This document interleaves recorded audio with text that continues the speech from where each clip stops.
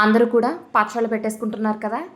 నేను ఈ సంవత్సరం పచ్చడి పెట్టలేదండి. ఎందుకంటే మా అమ్మ తన చేతులతోనే ఆవకాయ, మాగాయ నాకైతే పట్టేసి ఆల్రెడీ తెచ్చేసి కూడా ఇంటికిచ్చేసింది. వస్తూ మా పిల్లల్ని కూడా సెలవులకి వాళ్ళ ఇంటికి తీసుకొచ్చేసింది. వారం రోజులయింది. అయితే చిన్నబాబు నిన్న నైట్ ఫోన్ చేసి ఏడవడం స్టార్ట్ చేశాడు.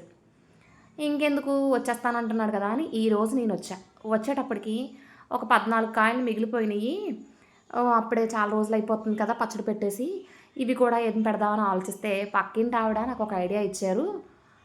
బెల్లం మాగాయ పెట్టండి బావుంటుంది అంది. నేనెప్పుడు పెట్టలేదంటే ఆ ఆంటీ చెప్తూ ఉన్నారు. మా మమ్మీ అయితే కలుపుతూ ఉంది. ఒక 14 కాయలండి చిన్ని చిన్ని కాయలు మిగిలిపోయినియమాట. వాటిని బాగా కడిగేసి, తుడిచేసి, తురిమి ఎండలో పెట్టి బాగా ఎండిన తర్వాత మెజర్ చేస్తే గనక 3 తవ్వలయింది. 3 తవ్వల దానికి ఒక తవ్వ కారం, ఒక తవ్వ బెల్లం దాన్ని కూడా ఎండబెట్టి తెచ్చేశారు. అందులోని ఒక పావు తవ్వ ఉప్పు, ఒక గుప్పెడు మెంతులు, 2 వెల్లుల్లిపాయలు ఒలిచేసి వేశారండి. వేసేసి అందులోనే కొద్దిగా తక్కువ లీటర్ ఆయిల్ అయితే వేశారు. వీటన్నిటిని వేసి బాగా మిక్స్ చేశారు. బెల్లం మాత్రం సన్నగా తురుముకోండి. మా అమ్మకి తెలియని మూలలో మామూలుగా తురిమేసిందట.